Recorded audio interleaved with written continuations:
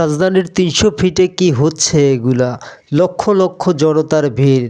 ২৫ তারিখে তারেক রহমান লন্ডন থেকে আসার যে মঞ্চ তৈরি করা হয়েছে ৩০০ ফিট এলাকায়, সেখানে লক্ষ লক্ষ জনতা এসে জড়ো হয়েছে।